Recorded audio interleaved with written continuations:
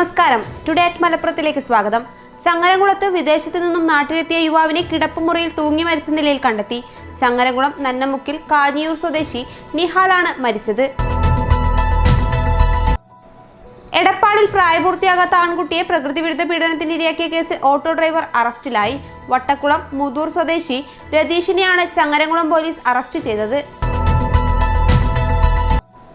കരുവാരക്കുണ്ട് മേലെ കക്കറ പനങ്ങാടൻ കബീറിന്റെ വീടിനോട് ചേർന്ന കിണർ കനത്ത മഴയിൽ ഇടിഞ്ഞു താഴ്ന്നു.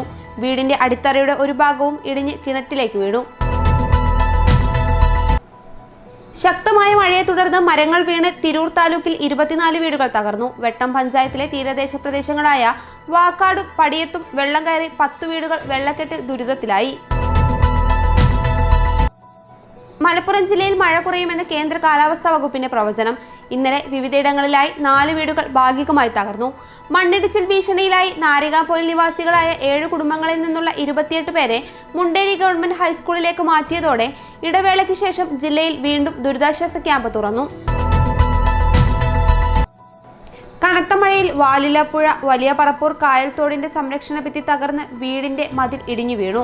മണിയങ്കാട് ചങ്ങമ്പള്ളി കിഴക്കില്ലത്ത് മജീദ് ഗുരുക്കളുടെ വീടിന്റെ മതിലാണ് തകർന്നത്. മേലാറ്റൂരിൽ റോഡിലാകെ തെരുവു നായ്ക്കൾ നിറഞ്ഞതോടെ കാൽനടയാത്രക്കാരും വാഹനയാത്രക്കാരും ഒരുപോലെ ഭീതിയിൽ. പ്രധാന റോഡുകളും ഗ്രാമീണ റോഡുകളും നടവഴികളുമെല്ലാം തെരുവു നായ്ക്കൾ തങ്ങളുടെ വിഹാര കേന്ദ്രമാക്കി മാറ്റിയിരിക്കുകയാണ്. ഇത് ജനങ്ങൾക്ക് ഭീഷണി ഉയർത്തുന്നുണ്ട്. പെരുവള്ളൂരിൽ ഒറ്റയ്ക്ക് താമസിച്ചിരുന്ന 55കാരനെ മരിച്ച നിലയിൽ കണ്ടെത്തി. പെരുവള്ളൂർ 1-ാം വാർഡിൽ ചക്കത്തൊടി വീട്ടിൽ രാജനെയാണ് മരിച്ച നിലയിൽ കണ്ടെത്തിയത്. കസേരയിൽ ഇരുന്നു മരണപ്പെട്ട നിലയിലാണ് കാണപ്പെട്ടത്. ഇതോടെ ടുഡേ അറ്റ് മലപ്പുറം സമാപിക്കുന്നു. പുതിയ വാർത്തകളുമായി അടുത്ത ദിവസം കാണാം. നന്ദി.